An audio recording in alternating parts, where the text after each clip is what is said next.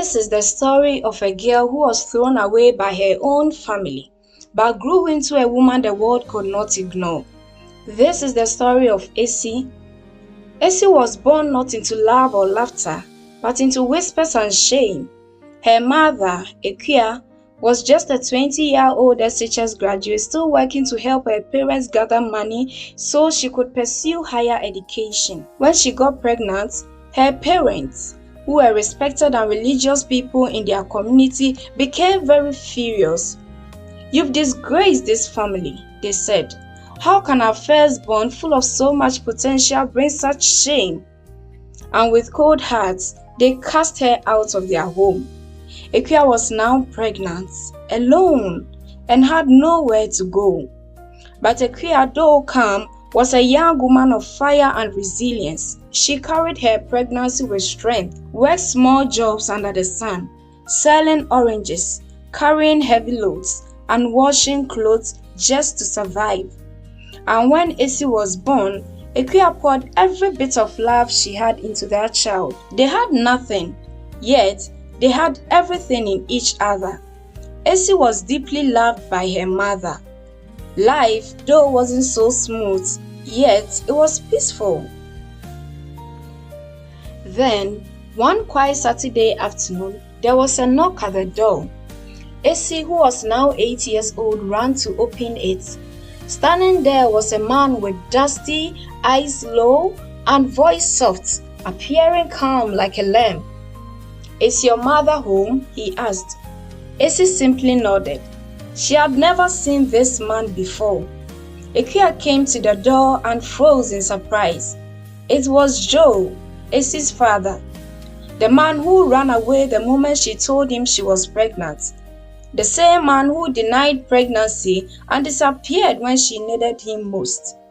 Ekia told Essie gently, "Go outside and play. Mommy needs to talk." That day, Ekia spoke with Joe harshly with tears flowing down her cheeks in the modest living room. But Joe came back the next day, and the next, and the next. Weeks passed, months. His words stayed the same. "I was young, foolish, and scared. But I want to make things right now." Eventually, Ekia, though still wounded, forgave him. Not for Joe, but for Essie, their daughter. He was introduced to his daughter formally after weeks of begging. But the reunion wasn't anything beautiful at the beginning. Essie secretly looked at the man, confused. There was no warmth in their relationship, no father-daughter spark. It was just a quiet and polite silence. Still, they tried. As months passed, the tension loosened, and their bond began to grow. They ate together happily, went to the stream together, and played together. After a couple of years, Joe claimed he had started farming. He told Ekia not to worry in going to the farm with him because he would handle it. Often, he asked her for money for tools, fertilizer, and for laborers. She trusted him, thinking they were now a family. But the truth was that there was no farm. Joe was secretly sending all the money to Ajua, his concubine, whom he had been with all these years when he ran away from responsibility. They had 2 children together, twins actually, a boy and a girl. Everything Ekia had worked for was feeding another family. Joe lied to Ajua that he was working in another town, and that was where he got all the money he's been bringing home. Then Ekia fell ill after some years. It started small with fatigue, coughing, and body aches. She tried to keep going, thinking it was stress, but her condition worsened day by day. Over-the-counter medicine wasn't helpful to her at all. She needed money to visit the hospital. She had invested all the money in the so-called farm. One evening, with her voice barely a whisper, she asked Joe, "Joe, please bring something from the farm. I need to go to the hospital." He couldn't even look her in the eye because there was no farm and there was nothing left to show. Ekia died some months later, though she borrowed some money from neighbors, but her condition had deteriorated. That same month, Joe brought in Ajua and their twins to the house Sequoia had suffered to build through her hard work when Joe was nowhere to be found. He assured Essie, who was now 14 years, that Ajua would be her new mother. But what followed was anything but helpful indeed. At first, Ajua pretended to be kind, smiled at Essie, called her sweetheart, but her eyes told a different story. Soon, the fake smiles were unveiled. Essie, who was now 14 years old, became the house help in her own mother's house. She cooked, she cleaned, she fetched water from the stream, she washed the clothes, she did everything. But the twins, they sat and watched lazily, flipping through comic books or quarreling over TV shows. Not once did they lift a finger. And Joe, her father, said nothing. One night, as the rain poured and thunder rolled across the village, Ajua screamed, "Essie, go and collect some rainwater, else you would have to visit the stream to fetch water in the morning before going to school." Essie looked outside. It was pitch black, the kind of darkness which was thick enough to touch. But she obeyed, barefoot and shivering. She ran into the rain and collected some rainwater with tears mixing with raindrops on her cheeks. She slipped once and scrubbed her knee, but no one came to help. Her father was deep asleep, snoring like a lion, preparing to devour its prey. The next morning, her stepmother, Ajua, yelled at her for tracking mud into the house.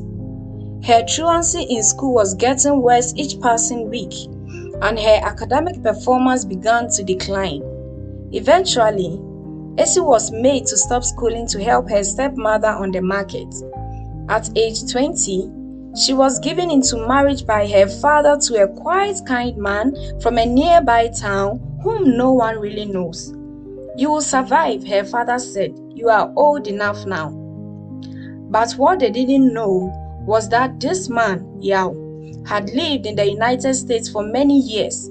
He returned to Ghana to reconnect with his tradition and to find a wife. And in Essie, he saw the strength of a mountain. The man was kind, gentle, and patient. One day, as he was chatting with Essie, he learned of all her struggles and asked Essie what she wanted. Essie looked down, afraid to even dream, because he thought her husband wouldn't approve her wish. "I want to go back to school." And just like that, he made it happen. Essie returned to senior high school, graduated with pride, and entered the university. In her second year, Yao took her with him to the United States after staying in Ghana for 4 years. From village dust to foreign dreams. News of her success traveled fast, and when Ajua and the twins heard that Essie had gone abroad, they started sending messages. "Hey sister, how are you? Do you remember us?" Essie read the messages in silence. She remembered all her pains, how her mother suffered while Joe sent money to feed their bellies. She remembered the cold nights, the chores, the insults. But still, she wasn't as wicked as her father. So she sent them some money, enough to start small business. And then she let them go. No bitterness, no friendship, just silence. Today, Essie is a renowned social worker known across Ghana and beyond. She advocates for orphans, teenage mothers, and abandoned children. She tells her story not with shame, but with strength. And sometimes, when she looks up at the sky, she thinks of her mother. If only Grandma and Grandpa hadn't kicked her out, she wonders, maybe, just maybe, we wouldn't have suffered so much. But she doesn't stay in the pain, because from the ashes of betrayal, neglect, and loss, Essie rose. She became the kind of a woman her mother dreamed of. The girl they threw away became the woman the world will not forget. Thank you very much for watching. Please subscribe, comment and like the video. Have you watched my other videos? Kindly follow the link in the description to watch my other videos. Thank you very much. Until next time, bye.